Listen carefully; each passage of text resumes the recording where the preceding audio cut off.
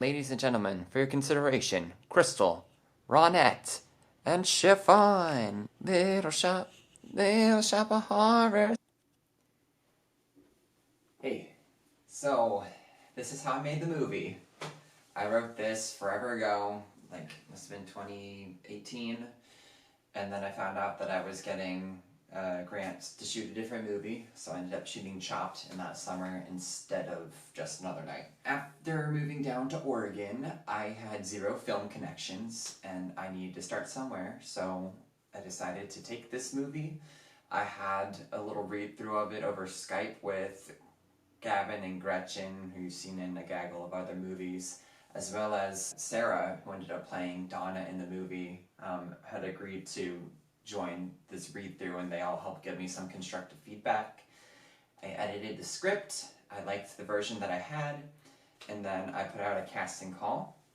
I drew out a whole storyboard, and some things that I really tried to focus on for the storyboard and the visual components of the film this time around was some techniques that they use a lot in Korean dramas.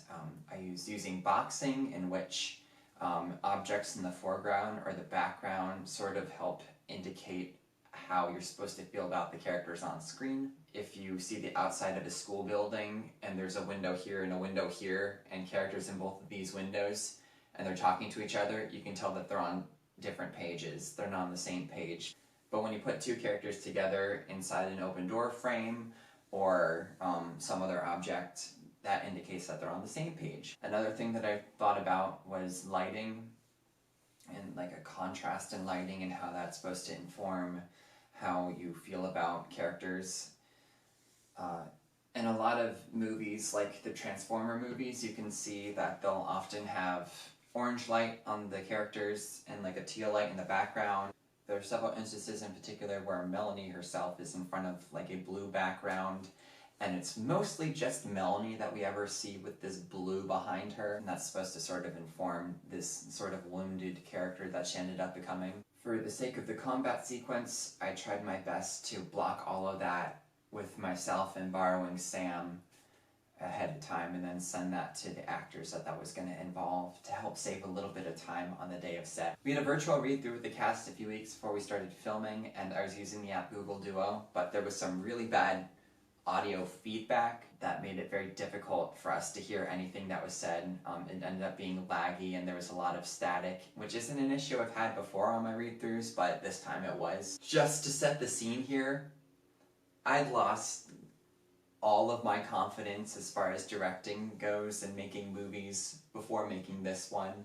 I totally lost my confidence, and just reviewing the footage for the sake of this vlog, jumping back to that first day on set, the very first thing we started with was the hardest thing. It was the combat sequence, and watching that footage makes me so uncomfortable. It brings me back to such a bad mental place because I was in pieces after the holidays last year. I had no confidence. It was my first time meeting a lot of these people in person, and whenever things start to feel like they're going wrong at the very beginning, it can put you in a bad spiral and really set the tone for how the day's gonna go. But the director's job, not only is it to direct everybody, but it is to set the tone of how the day is supposed to be. I like to keep it very light, very fun, and focused, of course. And something that I decided to do to help boost morale, to compensate for however low my self-esteem and my confidence was at that time, was to give everybody their pay at the start of each filming day. Because it was $50 a day, I would put it in an envelope for them. And I think having that helped motivate people like, okay, cool, I'm here for a job. For COVID accommodations, I made sure that everybody's food was individually packed. Masks were worn between the takes. The crew was wearing masks the whole time. I did temperature checks on the first day, and I had, for the scene in which two characters kiss, I brought 2 rapid tests just to make sure that everything was fine. Thankfully, they were both negative. Thank God. That would have sucked for me because that was the last day of filming. I don't remember if this was before or after they had lifted the mask mandate for the second time in Oregon. I still feel like it is my job to protect everybody, and I don't want anybody to get sick. from working with me. So I was a little bit more stern as far as making sure that we were following those guidelines. So 3 of the actors, Madeline, Jeff, and Sarah, were living in the Portland area at the time that we were filming. I think Madeline lives elsewhere, but is here for school. Emmett lives in Seattle, I believe, and the reason he was participating in this was because he already had another booking down here. Of the 3 days that we were filming, he was available for 2 of those days, and he was the best person to send a tape for his part, so we worked with his schedule there. So if this rapid test came back positive, that would blow, because he would need to come all the way back down here. I would need to come up with an extra day's pay for everybody, etc. So I'm really glad that everything worked out there. After we wrapped with him on the last day and he was out, I realized there were a few shots that I missed that he needed to be in. There's a part when she's running to the phone to make a phone call and she's supposed to run past his dead body. But because this is a little bit surrealist, we had to film her reacting to him not being on the rug when she ran past him to the phone. I also wasn't able to find, because this was set in the 90s, a boxed TV or a VHS player prior to the filming, so I just tried to frame that out for most of the stuff. And Emmett's like, oh, I have one in my car. I'm like, what? And then we went to his car, and in his trunk there's a laundry basket full of crumpled up clothes, because he's very much a teenage boy in that way. He just had his wardrobe and a laundry basket, and he had this huge box TV, and I'm like, oh, I mean, thank you, we will take that. And as he's taking his wardrobe options out of his car, his basket tips over and a papaya falls out and starts rolling down the street, and he's like, oh, there goes my papaya. And I'm glad that that's what happened on the very first day of filming, because it helped make things a little bit lighter. You can rely that something is going to go wrong. That is the one constant on all these sets, and it's just a matter of how you respond to them. The things that went wrong were that my gimbal wasn't working, it was just spinning the whole time, and I didn't know how to make it stop, so I free-handed the whole thing, which, you know, is a little bit too jittery that way. I think it's better for it to be stabilized on the gimbal, but we worked with it. The other thing is that my boom mic wouldn't work. I couldn't get it to start. In between all the days of filming, I couldn't get it to start, but I had gotten 2 Rode lavalier mics, and I was only able to get one of them to get picked up by the Tascam at a time. What I didn't understand is that on my Tascam settings, I had it set to dual mono so that you could hear out of both ears on the headset, but what dual mono does is that it records the audio, and then it also records a backup audio track at a lower input, so that way if you spike at any point on the primary audio recording, you have a second option. What I needed to set it to in order to get both the lavaliers would have been dual stereo, which would, with my Tascam, there is channel 1 and channel 2. Channel 1 is where I would have had the boom, and then channel 2 is where the receiver is for both of the Rode lavalier mics that I have. There's one receiver for 2 lavs.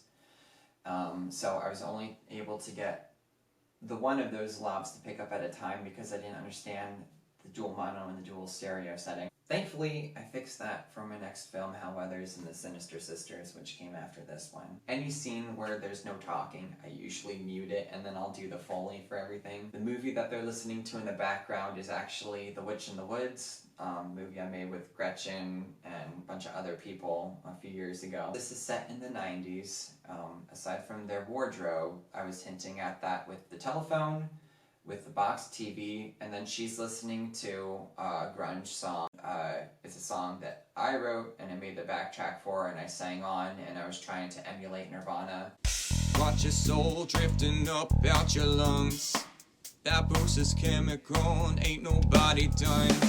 Forget the strangers lusting for the fallen. New friends cause the others ain't calling. I'm feeling chilled on the inside and outside. The endlessness that anyone's ever tried. Running home before the sunrise, you can't hide.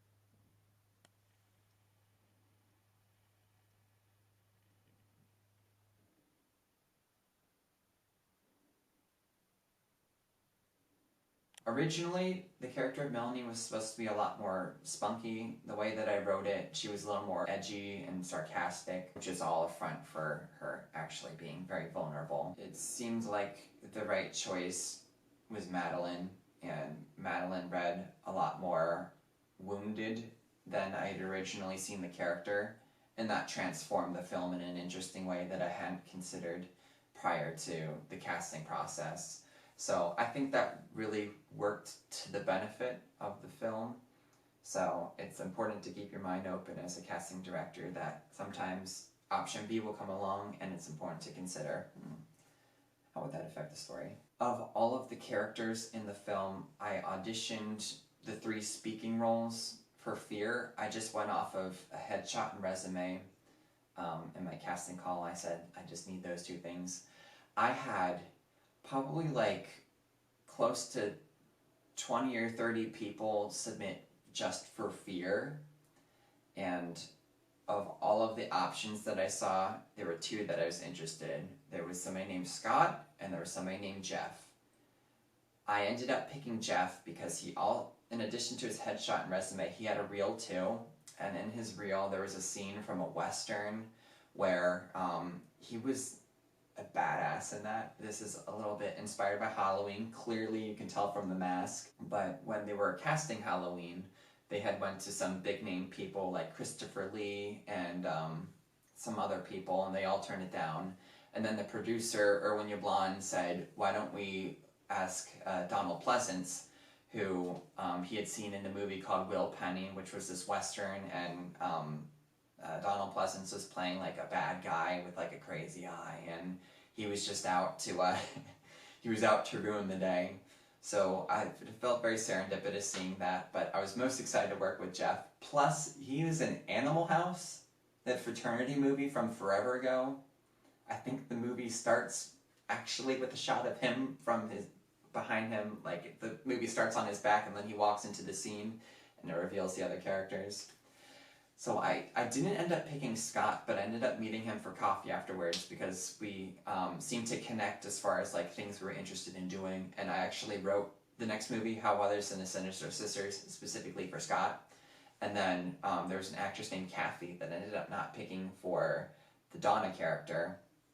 I ended up going with Sarah because I felt like she was the best choice for that. But Kathy, actually expressed interest in what I was doing, and she said that she liked The Final Will of Lester Finch. So I ended up writing Kathy into the movie with Scott as well, and we ended up auditioning the other 2 characters for that one. So it's important to show up for every audition and to kill it, because if you don't get the part in this one, you might get the part in the next one. And there's at least one other actress that auditioned for this one that I didn't pick, but I have another movie and I want to cast her in that when the time comes, and the money, etc.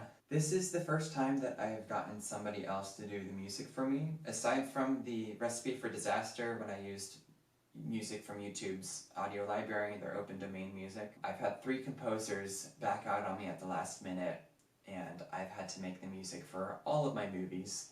But it just so happens that on one of the Facebook groups that I'm in for casting notices, there's a master's program student named Cameron James Gable he needed to find an indie film to score for a class project. And I was like, I have this one that I finished the rough cut. I don't know if you're interested. I sent it to him, and he's like, oh yeah, I like horror, I'll do this. I told him a little bit about the movie and what I was kind of going for, the vibe, and I listed some movies, and he's like, okay. And he came back a little while later with some samples that he composed. And I gave him a little bit of feedback like, I like this, I'm not such a big fan about this part, and then this is something else I like. He listened to that, and then we ended up having a spotting session where I sat down before the session and went through the movie, and I just left little notes in here like, I think that it would make sense for there to be music here. I think this part should be quiet. I think this is the tone we're going for here. Here's some adjectives to describe how I feel like it would be at this point. Maybe there should be like a Tyler's theme here that we could reprise somewhere else. When we had our session over Zoom, we talked about all the spots where I thought music should be. He shared some thoughts with me. He made some really smart suggestions about where to cut music. which is equally as effective as employing it, is where to make it stop. After our spotting session, every single time that he sent me music, it was like dead on, just right on the money. It was so good. I think I only had feedback one time, which was, I think this music, if we could just make it start a little bit earlier and last a little bit longer. And he was like, done, and he finished it, and it was great.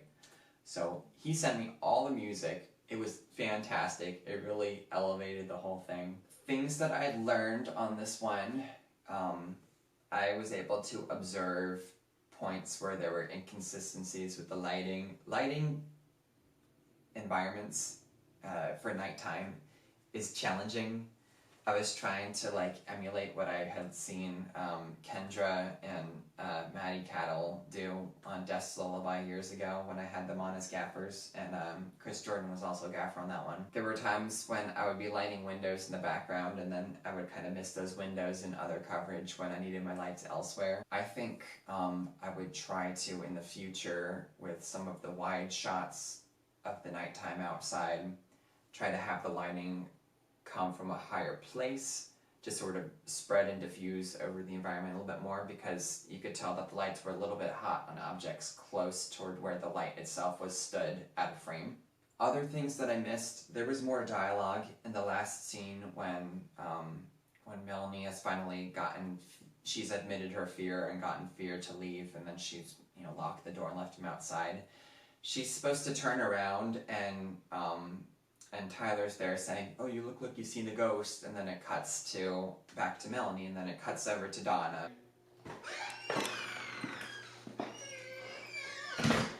The doctor got called in at the last minute. Well, you're in time for the big chase scene. Aw, that movie used to give you nightmares, remember, Melanie? You used to sleep in our bed because you were so afraid. So there's just little bits that we missed, but we were able to make it work with what we had. After getting some feedback, some other stuff that I think I can improve on in the future. On the scene when it's the two of them on the couch talking, it's a lot of just cutting from Tyler to Melanie, to Tyler to Melanie, to the two of them. And it would help to break up that shot with some variation. I don't think I had a close-up of either of them in those conversations. And I also could have just cut to, a bowl of popcorn on the table, or, if I was able to actually get the Witch in the Woods movie to play on that box TV. When I was directing Madeline for her big confession, the final stand against fear, we went through it one time, and I think acting-wise, it felt like we were talking about all of the things that she's afraid of, and it was sort of all just admissions of fear, but not much else. Camera's ready and rolling. Roll sound. Sounds good. This is Just Another Night. The final stand, take one. Everyone set? Action. What do you want? You want me to admit I'm afraid? Because I'm terrified. I'm afraid of dying. I'm afraid of losing my mom. I'm afraid of boys. I'm afraid of them hurting me, and I'm afraid I'm gonna get to Duke and flunk out, and I'm afraid of leaving home where I know I'm safe. I'm afraid of so many things. Something that I've learned in acting, we think in pictures instead of just words a lot of the time. She's afraid of losing her mom. The image we used for that, I believe, was every single morning, Donna, the first thing you hear in the morning is your mom making coffee. And when you come out in the morning, you see that her coffee mug is sitting on the counter because she always wants to let it steep a minute before she drinks it, even if she's in the bathroom doing makeup or, brushing her hair. And on this one morning, she's gone. That coffee mug isn't there. So that coffee mug, that's going to be one of the images we think about. For everything that she was afraid of, we came up with a visual cue, and then we went for another take. And that take is the one that we used. She just nailed it that time. Camera roll sound. Sounds good. This is Melanie's final stand, take two. Action. What do you want? You want me to admit I'm afraid? Because I am afraid. I'm terrified. I'm afraid of dying. I'm afraid of losing my mom. I'm afraid of boys, and I'm afraid of them hurting me. I'm afraid I'm gonna get to Duke and flunk out, and I'm afraid of leaving home where I know I'm safe. I'm afraid of so many things. Plus, good job me on lighting that shot. It looks so chef's kiss.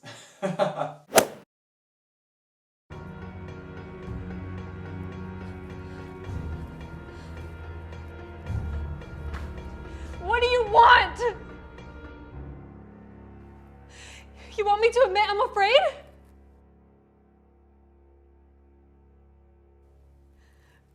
Because I am afraid. I'm terrified. I'm afraid of dying. I'm afraid of losing my mom. I'm afraid of boys, and I'm afraid of them hurting me. I'm afraid I'm gonna get to Duke and flunk out, and I'm afraid of leaving home where I know I'm safe. I'm afraid of so many things. The way that I handled the intimacy is that I talked us to oblivion through the scene about what all the beats are. We acted through it without the camera a few times, sans the kiss that they have. Because we had rehearsed all of that so much a few times before we ended up rolling, we only had to do that scene from its various angles one time each time from each angle, so that way I wasn't making people make out for a long time. Part of why we were able to move so fast is that Lawrence and I, who is my assistant on this one, were able to go to Mary Jane's house, who very kindly allowed us to film in her guest house. And we went there once, like a week or two before filming, so that way we could set up lights and figure out where all the lights were going to be and what settings they were going to be on to save a little bit of time. I went back a second time to finish most of those lighting setups on my own. I would just take a picture of where the camera and all the lights were on my phone, and then like write little notes that we were set at this saturation and on this hue, and at this brightness. Yeah, this one was one of the hardest things that I've done since I moved down here, because I was in such a low place shortly before doing this one. December was a grueling month. I nearly walked out on my job. I work at a restaurant. I was getting worked like a dog, and my coworkers don't do side work, and they leave messes everywhere, which prevent me from getting the things that I need. So I nearly walked out on my job on New Year's because it was comical how bad it was, and I had a customer walk out on that day too without paying their bill. So we're in a better place now. I'm glad to close the chapter on this one. But I'm grateful for everyone that helped make it possible, and I hope that you enjoy it when it gets released. Okay, bye. Find out everybody's self-medicated. I'm feeling chill. What's up? How's the pre-calc? 2 more to go.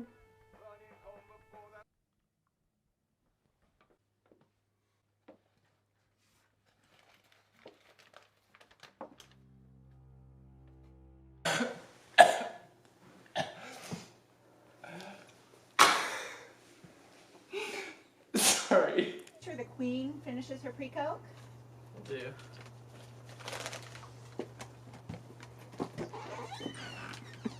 Did you? I forgot to open it for him. You're totally okay. Cut.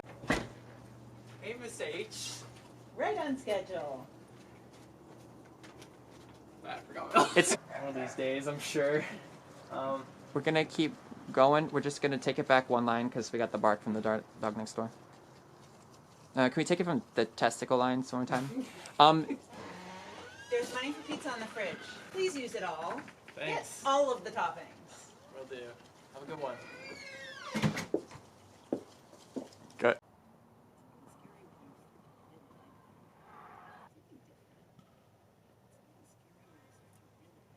Rolling again. Go ahead. You're good. Okay. This is my night. I'm gonna bump into the wall and I would And cut. This is my night, and I'm gonna do it just right. Roll sound. Wait, Yes. just a quick question. Anyone find my key? Action. Don't smile, Madeline. Don't smile. Look at him. Wait, this is my friend. Jeff! I shouldn't do this. Leave.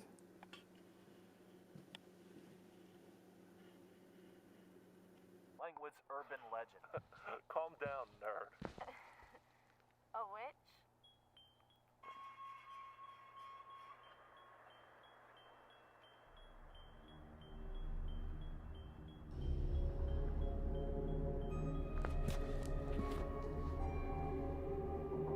And just go ahead and rolling, and we can go. You can go for a few swings, so we can just do it a few times. Do you want to hit it against my hand here? Sure, I don't want you to like, but I feel like you're gonna wobble the camera then.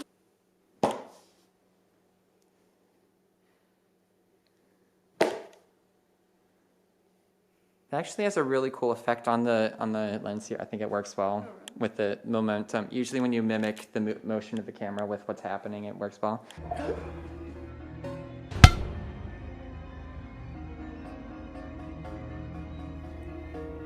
Get help! It's more just like I look here. Well, what I'm looking at is the shadow puppets on the wall right now.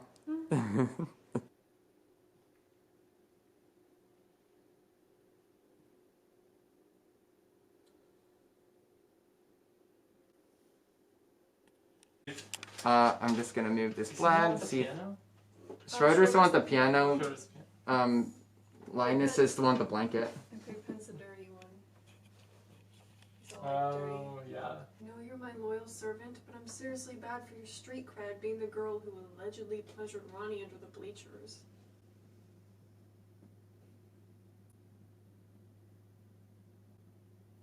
You and I both would have got dead at a football game.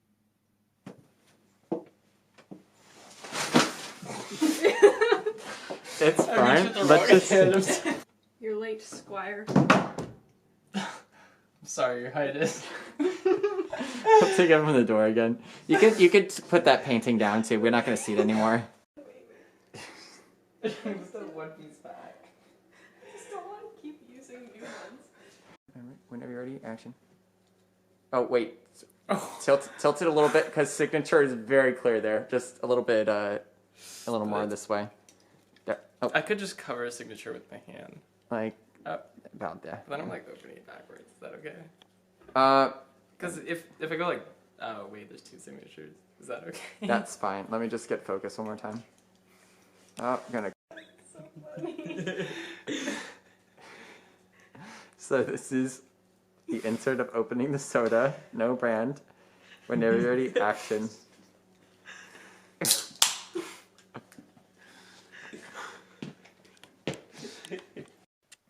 Excuse me. Sorry. Soda does that to you. It's I- like, oh. I don't need soda to burp. It happens constantly. Can you take a sip of your sodas?